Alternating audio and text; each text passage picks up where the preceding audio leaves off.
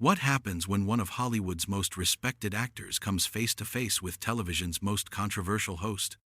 You won't believe what unfolds when George Clooney sits down with Joy Behar on The View, only to find himself trapped in a verbal ambush that spirals completely out of control.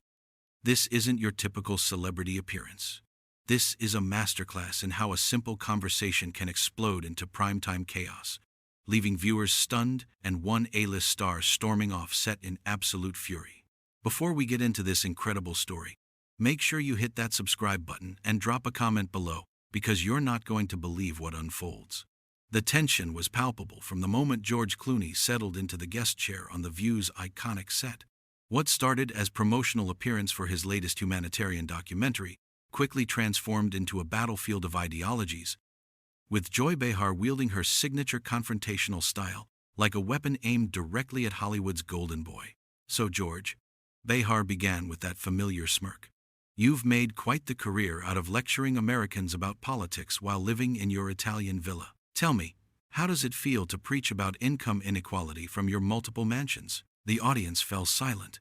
Clooney's jaw visibly tightened, but he maintained his composure with practiced Hollywood grace. Joy, I think there's a difference between using your platform for good and what you're suggesting. My wife and I have donated millions to humanitarian causes. But Behar wasn't finished.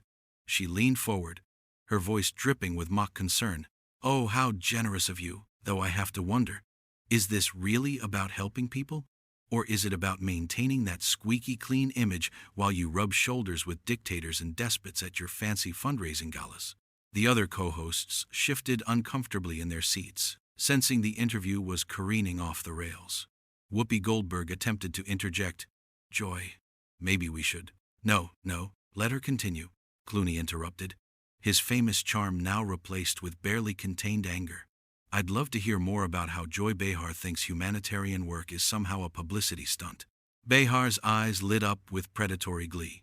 Well, since you asked, let's talk about your little photo op with refugees last year. Very touching, very camera-ready. But where were you when those same refugees needed actual policy changes here in America? Oh wait, you were probably back in Lake Como sipping wine with your celebrity friends.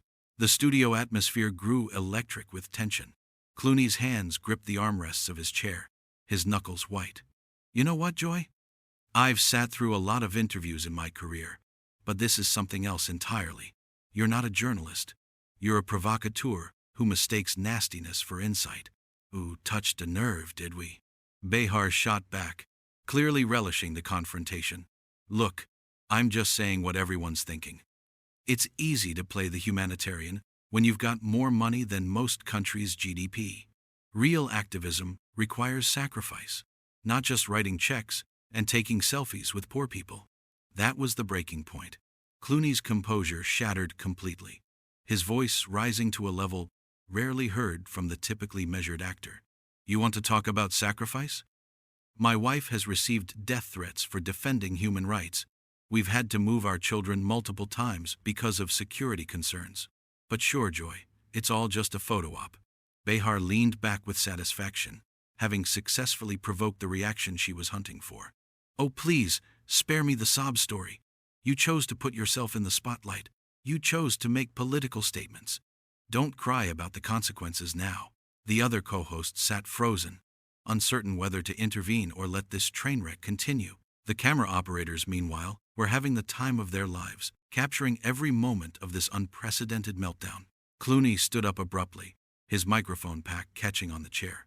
You know what the real tragedy is here? You have a platform that millions of people watch, and instead of using it to actually inform or inspire, you use it to tear people down. That's not journalism, Joy. That's just cruelty disguised as entertainment. But Behar wasn't backing down. If anything, she seemed energized by his anger. Oh, boo-hoo! The movie star is upset because someone called out his performative activism. Maybe try living in the real world for 5 minutes instead of your Hollywood bubble. The real world? Clooney's voice cracked with incredulity. I've been to refugee camps in Sudan. I've documented genocide in Darfur. I've sat with families who've lost everything. But sure, Joy, tell me more about the real world from your comfortable studio in Manhattan. The confrontation reached fever pitch as Behar delivered what would become her most inflammatory comment of the interview. You know what your problem is, George? You think because you're pretty and famous, your opinions matter more than everyone else's. But at the end of the day, you're just another privileged white man who thinks he's saving the world. The studio fell deathly quiet. Even the production crew seemed stunned by the sheer venom in Behar's voice. Clooney's face went through a spectrum of emotions: shock, hurt, and finally, white-hot fury. That's it, he said, his voice now deadly calm. I've done thousands of interviews in my career. I've dealt with hostile press, aggressive paparazzi, and even death threats. But I have never encountered someone so deliberately cruel and intellectually dishonest. As he began unhooking his microphone, Behar made one final devastating attempt to keep him in his seat. Running away, George? I guess when the questions get too tough, Hollywood royalty just can't handle it. Clooney stopped dead in his tracks, turning back to face her with a look of pure contempt. You want to know what I can't handle, Joy? I can't handle watching someone use their platform to spread cynicism and hate while pretending it's journalism. You're everything that's wrong with modern media: bitter, mean-spirited, and completely lacking in basic human decency. The final moment came when Behar, perhaps realizing she had pushed too far, attempted a half-hearted backtrack. Oh, come on, George. It's just television. Don't take it so personally. But it was too late.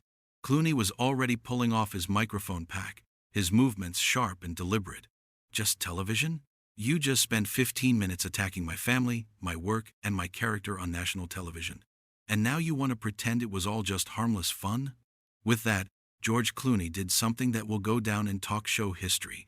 He threw his microphone pack onto the coffee table with enough force to rattle the water glasses, looked directly into camera 2, and delivered his parting shot.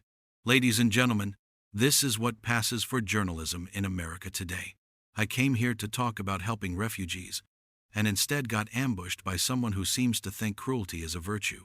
Without another word, without shaking hands or saying goodbye to the other hosts, George Clooney turned and walked off.